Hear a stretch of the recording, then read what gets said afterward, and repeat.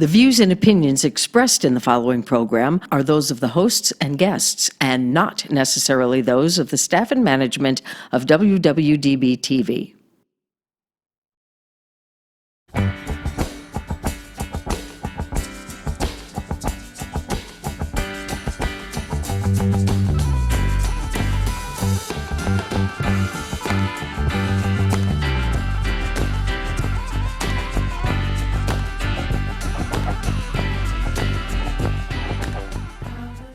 Hey everybody, welcome back to Doing It with Stiles. I got a really super special guest today. Her name is Mantis Toboggan, and not to be confused with Manatee Sled.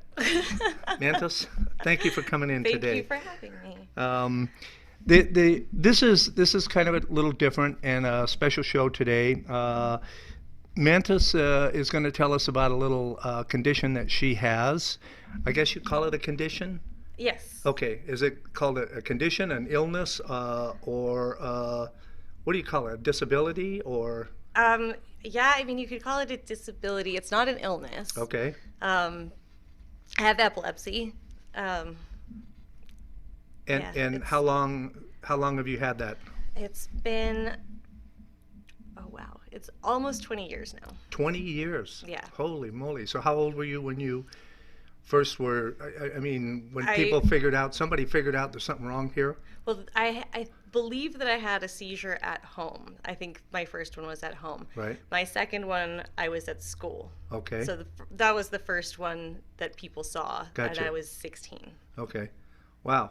So, can you tell us a little bit about epilepsy? I mean, we all have, these visions in our head of what epilepsy actually is, and if you see somebody having a seizure, you get out your comb and put it in so they don't swallow their tongue and stuff like that. And right. I think there's a lot of misunderstanding about the whole situation. So can you help clear that up a little bit? Yeah. It's really complex. There are a lot of different types of seizures. Okay. And so some people might just, it might look like they're just zoned out. Right. I don't have that. I have like your stereotypical, exactly what you would picture. I stiffen up and make some pretty awful sounds because I try, at that point I'm conscious, and so I will try to fight it, or? I try to fight it, and I also try to say something or try to do anything, but I can't. So it just comes out as a really odd noise.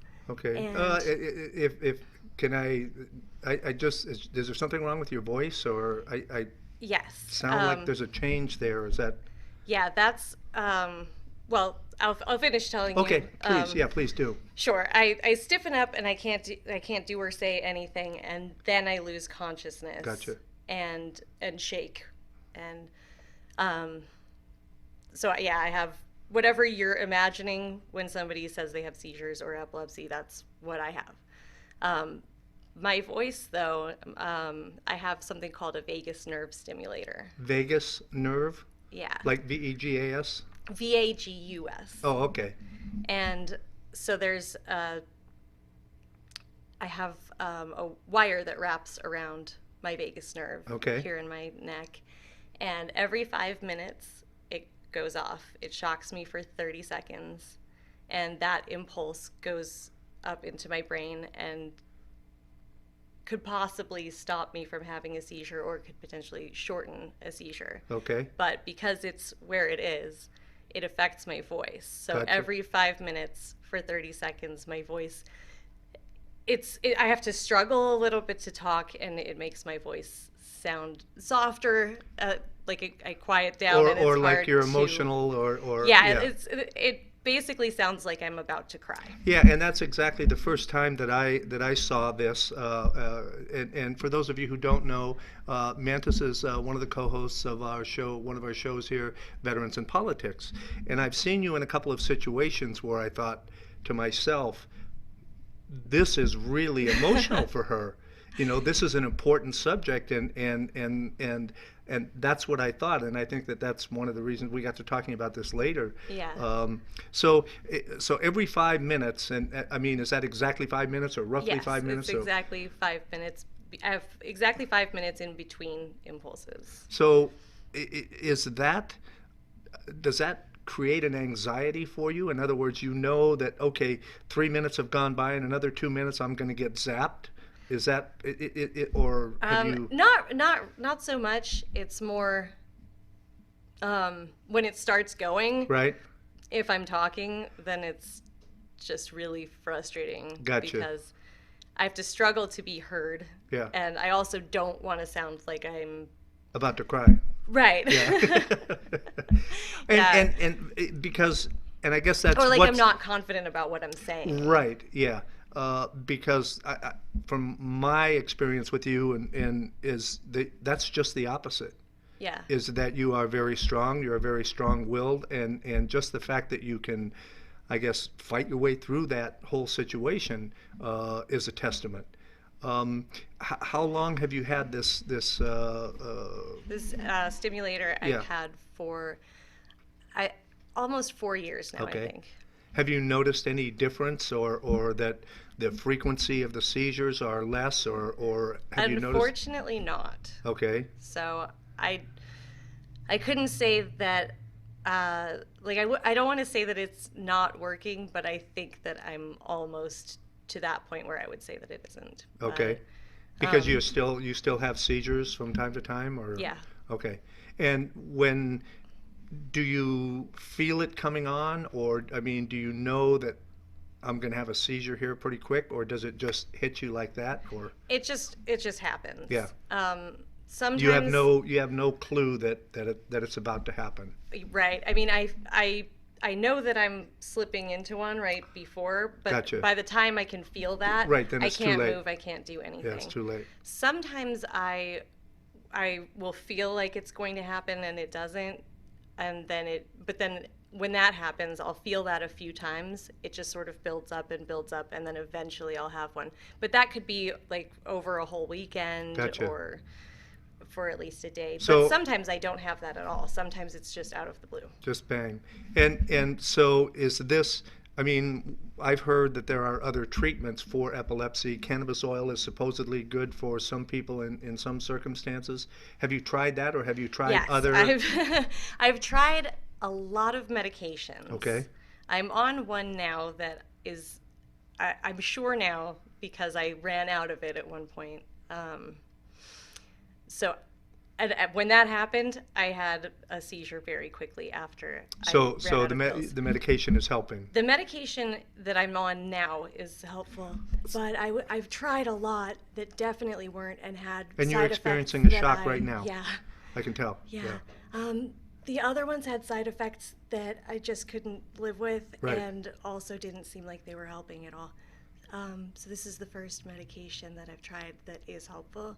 I've tried the cannabis oil, and I've tried just pure CBD. I've tried smoking it. I've tried eating it. I've tried all of those things, and definitely marijuana does not help me. Okay, that's a bummer. I know there's an attorney in town, and he's a part owner of one of the dispensaries because his daughter has epilepsy, and the cannabis oil is the only thing that has helped her. So yeah, I've heard that a lot, but that is definitely not the case okay. for me. Yeah, and I guess it doesn't work in every case. And so. For me, it actually makes me feel more like I'm going to have a seizure. Got it. I don't think it causes seizures for me, but it makes me feel that way, which is very uncomfortable. How do you know then that the medication is working or the stimulator is working? I mean, since you're doing both, how can you? Is it a combination of the both that's helping, or? That's hard to say, but I don't think that the stimulator is working because it's always on. Right. And I recently switched insurance for my medication, and they needed to talk to my doctor before they would pay for my insurance. Right. And so I ended up without my medication for a few days. but it was very, very quickly after I ran out that I had a seizure. Had a seizure. And I knew it was going to happen, Right. and it happened. And this was still going. The Right. stimulator was still going. So I guess my question is, so do you think that the medication would work by itself without the stimulator? The medication, no, because I was on the medication before Okay. I got the So stimulator. it's a combination of the two that's probably helping. Yeah, it's possible. Okay. But I think I still have them with just as much frequency Right. when I'm doing both. So I sort of don't think that the stimulator's working, and I'm considering having the stimulator turned off. Right. So I mean, is that does that involve surgery or minor surgery or an outpatient surgery, or is I it wouldn't just have- they I wouldn't flip need- a switch and you don't, throw that away, or? Right. Well, they have a device that checks everything, and they can use this device to also turn up the amperage. Right. Or they can turn it down or off. And it looks like a Palm Pilot. Gotcha. And then there's a cord that connects, and they hold it to. I have a battery that connects to okay. the stimulator. They hold it to my battery, and they can use that to check what level of amperage there is being put into me. And so that's what they would use to turn it off. I wouldn't have to have the whole device removed Gotcha. or anything. Okay. What about microwaves? Like people with pacemakers are not supposed to be around microwaves or a certain distance away. I don't have any problems with that, but I can't go through like the body scanner at the airport. Okay. Or I can't have. Because that's magnetic? Or? Yes. So I can't have an MRI, and I can't go through the body scanner or anything like that, because that would potentially just rip this right out of my neck. Wow. And so I do have to be careful of like very, very strong magnetic stuff, but not really pulses from anything. Yeah. Is there any, we're always making progress with all kinds of diseases, supposedly. Is there any research that you're aware of in this particular area, or? I know there's a new medication, right? And I might actually try that in a few months. Okay. We might add that, not stop my current medication, right. but add add this it. one. Right. So they do occasionally come out with a new drug. Right. But I don't think that epilepsy research is one of the more funded. It's not that. I mean, you're only the second person that I know of. That I know personally that has epilepsy. That's probably in my entire life. That's probably really. I'm sure that's not the case. It's not something that people talk about. That's what I'm saying. That I'm aware of. Right. And I actually found out about you, your situation, kind of by accident when we were talking about some things, and so yeah, I had no idea. Yeah. Yeah, it wasn't until I actually really started talking about it that right. I found out I know so many people who have, at very least, had a seizure or 2 seizures in their lifetime. And a lot of people that I didn't know have very serious epilepsy. Yeah. Because I didn't used to talk about it. It was something that I was actually embarrassed of for a very long time. Yeah. See, I'm getting shocked again. Yeah, no, I wasn't going to bring it up this time. I was really, really embarrassed by it for at least 10 years. Yeah. Well, you're a freak, and everybody's afraid you're going to go. Right. I didn't want to make people uncomfortable right. about hanging out with me or being alone with me, because it is a scary thing to watch, and it's a scary thing to have happen around you, because you don't necessarily know what to do. And most people are very poorly informed about what to do. Most people do think that they need to put something in your mouth. People think you can swallow your tongue. You cannot swallow your tongue. And putting something... Well, it's attached at one end, so I mean, it might curl up a little bit, but I don't see... I chew it. I bite it a lot. Okay. But I can't choke on it. I can't swallow it. None of that can happen. And if you do put something in somebody's mouth while they are having a seizure, there is a great chance of them actually biting off and swallowing, or actually just suffocating. Right.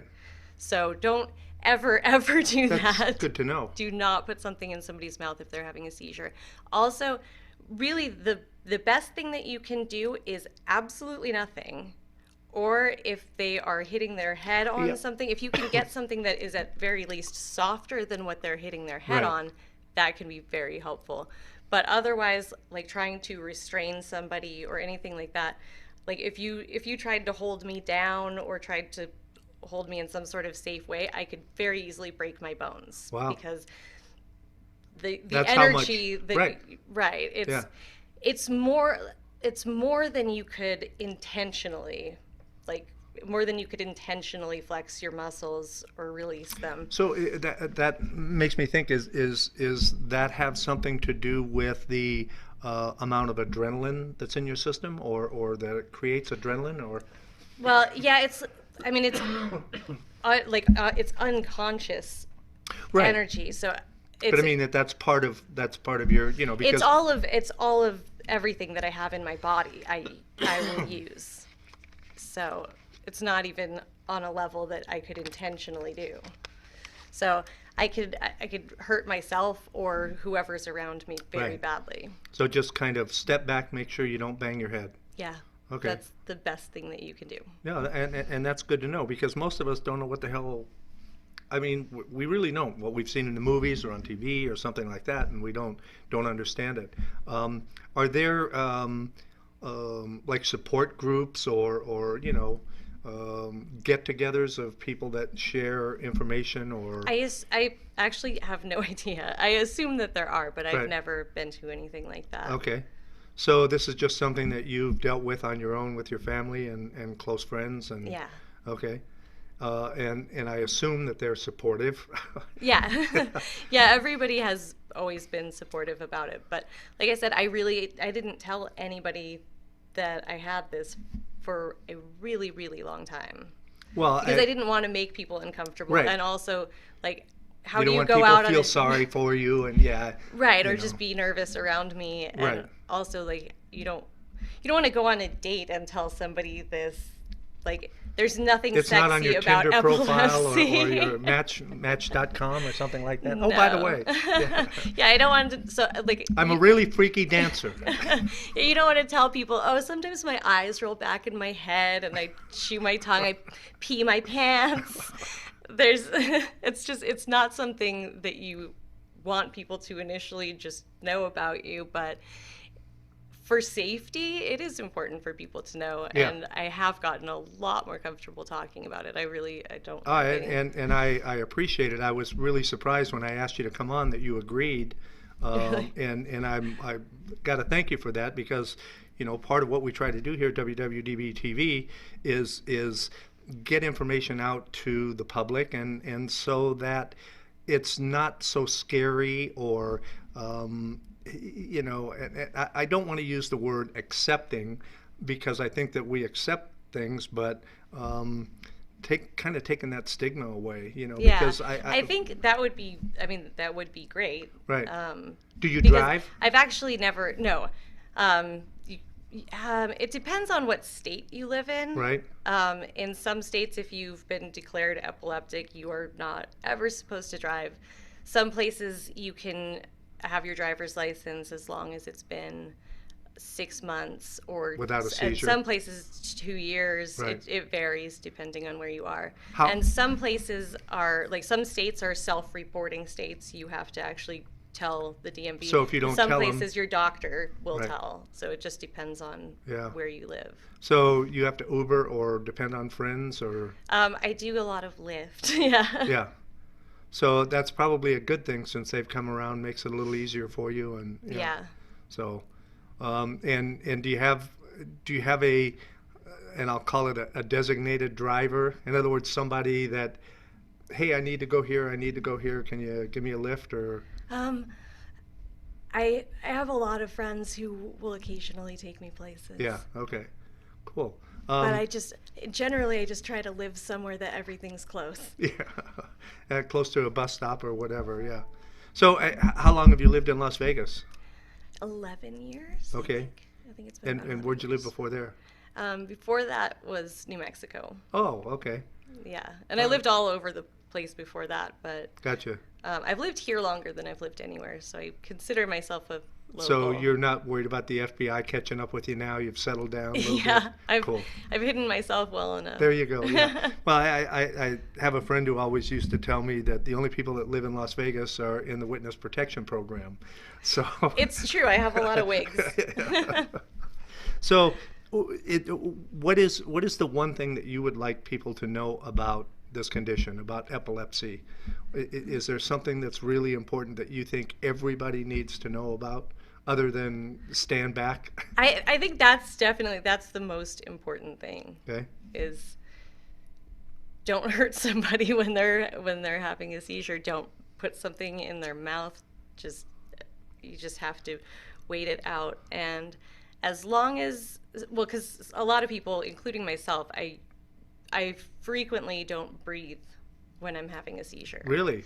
Yeah. So if a seizure goes on for more than 3 minutes, that could be a problem. Yeah.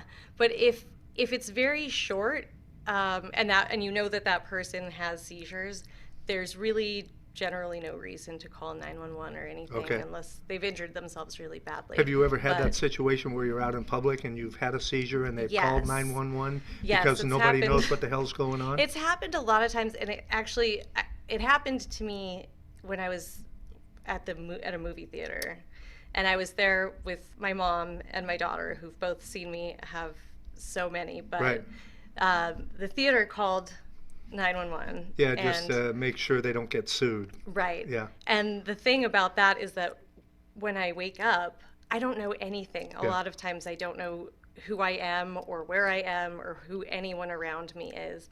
And so a lot of times I've taken a lot of ambulance rides that I couldn't afford, that I didn't need. Yeah. So how often, I mean, on average, do you have seizures? I generally have a couple, probably like generally about 2 a month. Oh, okay. Sometimes 3. All right. Unless it's fall or spring, I tend to have more. Really? Yeah, just so the when the weather changes, everything affects it. So weather changes, if I haven't gotten enough sleep, if I'm hungry or thirsty. Wow. Stress can definitely. Yeah, depression and all of that. Yeah, any sort of mood changes or weather change, anything changing. There's and I just remembered this. My major in college was psych, and in one of the experimental psychology classes, and like I said, I just remembered this. I came flooding back.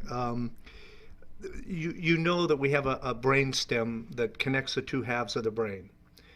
In some situation, this was back in the late 50s, early 60s, where they did some experiments on people with epilepsy where they severed that connection between the left and right.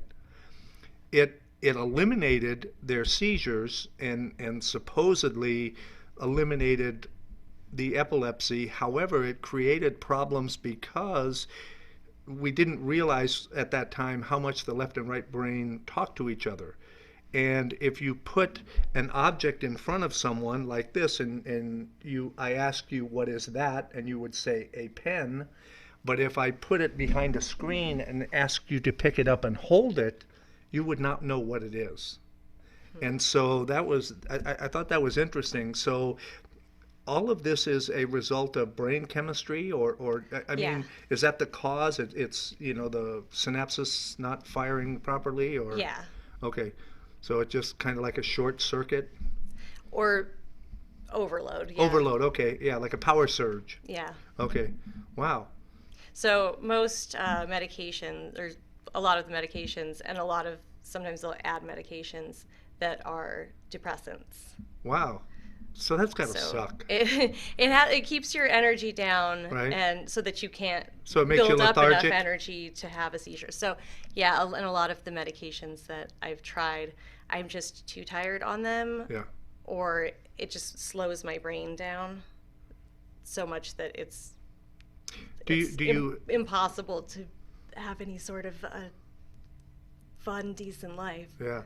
Do you ever get anxious because, wow, it's been 3 weeks, I haven't had a seizure, it's probably going to happen any minute? Do you have that kind of moments, or? No, because generally I don't even, I should, but I don't keep track of them that well. So I think that's a good thing, yeah, for your own well-being, and because, man, I just couldn't imagine having to, holy crap, in about 3.5 minutes, I'm going to get another shock. Damn. So. Yeah, and I guess if they were more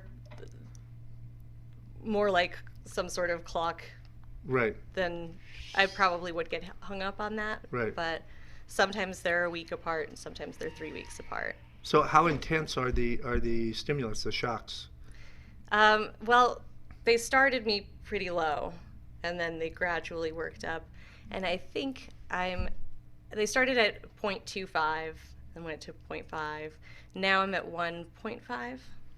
And it's pretty uncomfortable. Okay. So it's not just like a little, it's more like a kind of thing? Yeah. It's quite uncomfortable. Yeah. And they thought about raising it, and I can't do it. Yeah, I can't kidding. I can't possibly do anything higher than this. I mean, that's 12 times an hour. I have a magnet that I can use. I should get my magnet. Okay, You wanna see yeah, my please do. magnet? She's over there getting her magnet right now. She'll be back, I promise. Okay. So this is my magnet, and a lot of people wear theirs. Oh, You yeah, because can- I can see, like, yeah. It's Yeah, like, so you can wear it on your wrist. Right. I know somebody who wears it on their ankle, but I don't know. I don't know how she makes that work, because you'd have to get to it pretty quickly. But if they're feeling like they're going to have a seizure or Right. something, you don't you have can- to do. You no, don't I'm have- not going to do Okay, it, because okay. it actually, if I hold it, my magnet's right here, and if I hold it to The battery. I'm sorry, yeah, my battery's right here. If I hold it to my battery for Right. 2 seconds, as soon as I take it off, I'll get shocked at a 1.75 amperage, so a bit higher, and it goes for a full minute Whoa. instead of 30 seconds. And I stopped wearing it because I've accidentally shocked myself. Like, You reach up to scratch your face or something? exactly. Yeah, It's oh. go to scratch my face or put on a seatbelt or Oh, man. dressing myself or anything. I've accidentally shocked myself a couple of times. And once we got up to this level, I've shocked myself accidentally twice, and both times my knees just kind of, like, my They were knees got gone, weak, yeah. and it's so we discussed raising the level, and there's no way, because this is the level I would be at, and I don't see how I could get used to that. Even getting used to this level and the level before was challenging. So do you have a regular visits with your doctor? In other words, I mean, like every 3 months or 6 months or every year? I go every 3 months. I Okay. used to go more frequently, but since we finished getting me to this level Right. of amperage and deciding that the medication was helpful, now I go every 3 months. So is it just kind of a sit down and talk about, hey, how's it going? Anything? Yeah, blah, blah, blah? Or Yeah, do we they do just- tests? Do you have to do blood tests because of the medication? Or? No, I'm on the highest dosage of the medication that I Right. take, and so we can't increase it or anything.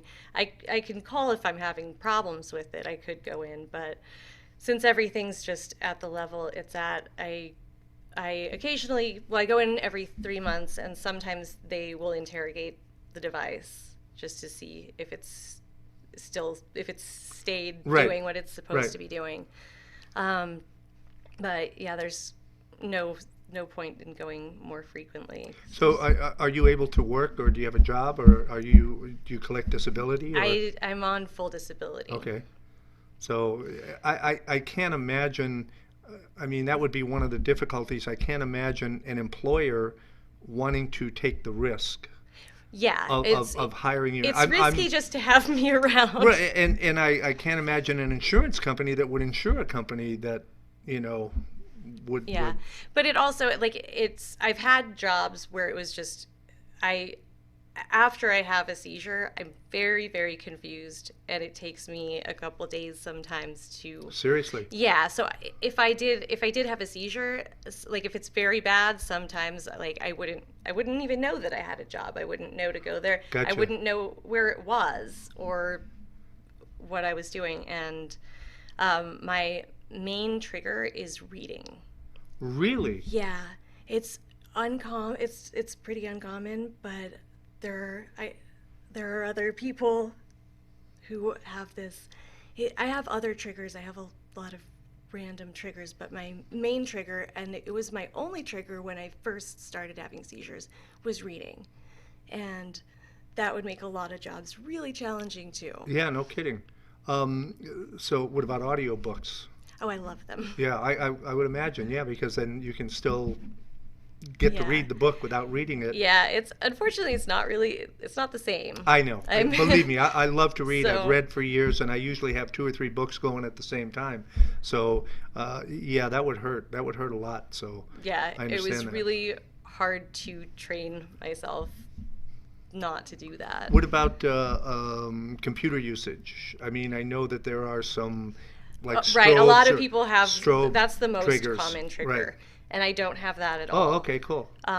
But reading, it could be on a computer, it could be in a book, it could be a handwritten note. It doesn't matter. Wow. Okay, so there's got to be something with it. Yeah, that's fascinating. So, I mean, that's still awesome. So, anything else that you want to talk about or bring up, or because we're getting a little bit short on time here? Okay. This is your chance to tell the entire world anything that you want to tell the entire world about anything. Don't be a dick to people with epilepsy. You heard that, right? You all heard that. Get Take a minute, education. be understanding. There are a lot of people, and a lot more people than you would ever realize or guess, who actually have this. When we first started talking about this a few weeks ago, I was absolutely fascinated because the average person doesn't get a chance to openly discuss things like this with people. And that was the one thing that I really liked and admired about you, is that you were willing to discuss it, and in a cool way. So anyway, and I told you before the show, I have some questions that I'm going to start using these. All right. And I think they're kind of fun. I just want to kind of lighten the mood here a little bit. So, so here we go. Let me see. In what year did you abandon your dreams? God, I guess when this started. Okay. What is the maiden name of your father's mistress? Well, he thinks it's Natalie Portman. Oh, okay. At what age did your childhood pet run away? I don't think that ever happened. Oh, okay. In what?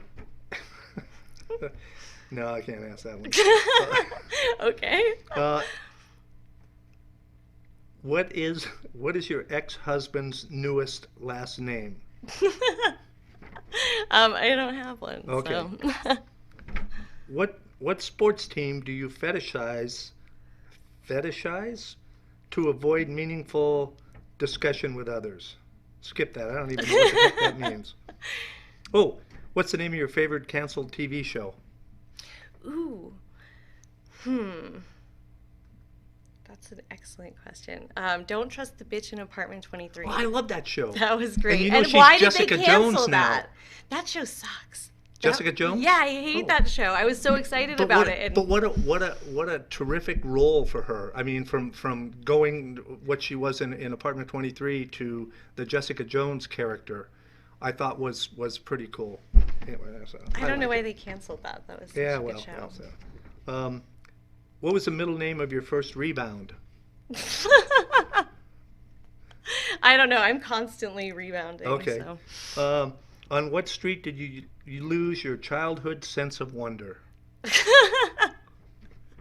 I don't know. I wasn't. I don't know if I was ever really a child. Okay. Do you recognize any of these questions? No. Because I got these Did you get questions these from off of me? your Facebook Oh. page. I kind of suspected that. Do you remember those now? Yes. Okay, these are nihilistic password security questions that it was on your Facebook page a few weeks back, and I thought those are awesome. Those are absolutely awesome, and so I printed those out, and I figured this would be the perfect time to use them for the first time. So thank you for playing. I'm sorry you didn't win. No, I definitely didn't But win.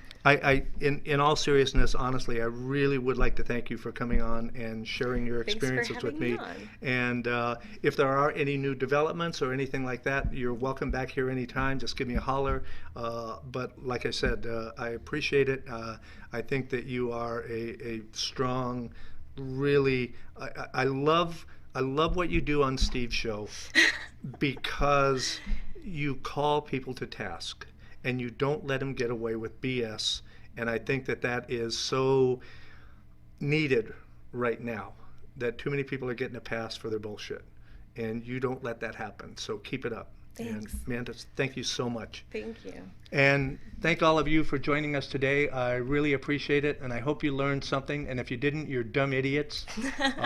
And like I always say, if you're going to do it with Stiles. Thank you. Nice work, John.